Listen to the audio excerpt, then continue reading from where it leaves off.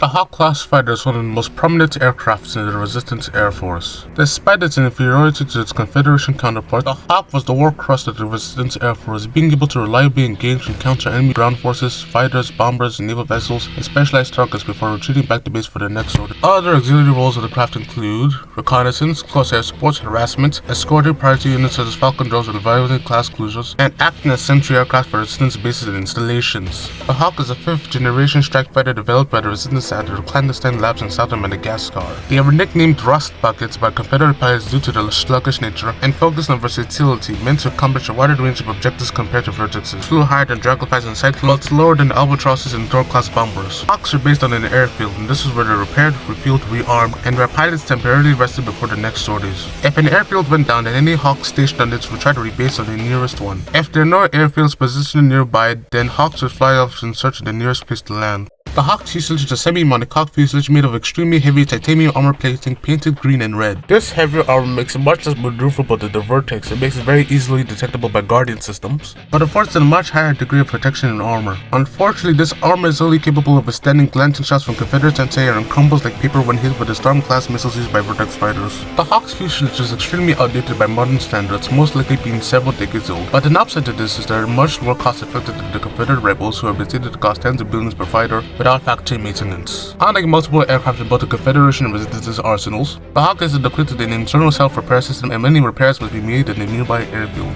The Hawk's fuselage is outfitted with fuel and air intakes, cryotech functionality, and the Hawk's propulsion systems. The Hawk's weak points are its wings, engines, and presumably the cockpit. The Hawk is propelled by 2 advanced jet engines, which creates enough thrust for the Hawk to achieve supersonic speeds, while also giving it its signature yellowish exhaust. The Hawk is the fastest known craft employed by the Resistance Air Force and can at least keep up with Vertex fighters while outpacing the entirety of the known Confederate Air Force. The Hawk's engines were powered by an advanced fuel system which was significantly more fuel efficient than Vertex's, but was still relatively short in the grand scheme of things.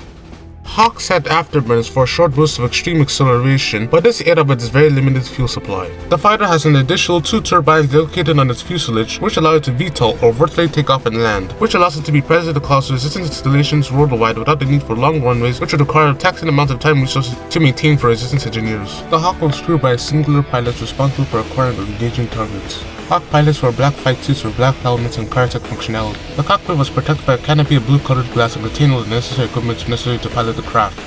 Due to the Resistance's emphasis on pilot protection, Hawks are equipped with ejector seats and parachutes in the event of an emergency. Its advanced aircraft targeting systems allowed it to acquire all sorts of targets at impressive rates. Other essential equipment packed into the Hawk was the throttle, oxygen life support system, radar, communication equipment, multiple sensors to the system, and cryotech functionality. The Hawk's weaponry is one of its strengths. Despite being inferior to the Storm-class missiles in terms of raw power, the Hawk's armament fulfills a greater range of objectives while still being extremely deadly in the dogfight. The Hawk's primary armaments are its 8th wingtips extended-range Falcon-class self-guided missiles.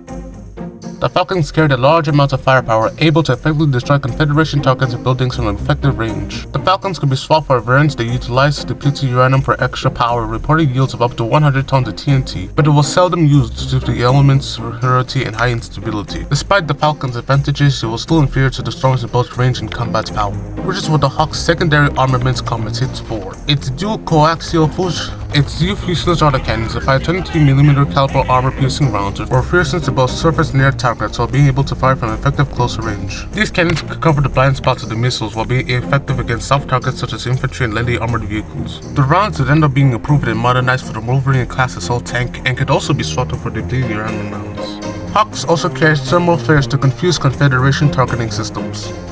One of the most prominent engagements in which Hawks played a key role would be the Battle for the Sky. Confederation forces would fight a hidden rebel aviation lab on the coast of southern Madagascar and would soon send an army detachment to assault it. Due to problems with supply, the base could only be defended by the invadable forces in several Hawk prototype stations. Despite the lackluster garrison force, the rebels were able to hold out because of the Hawk's presence. The Hawks would send transports trying to land at the island, which allowed ground troops to resist the might of Confederate incursion.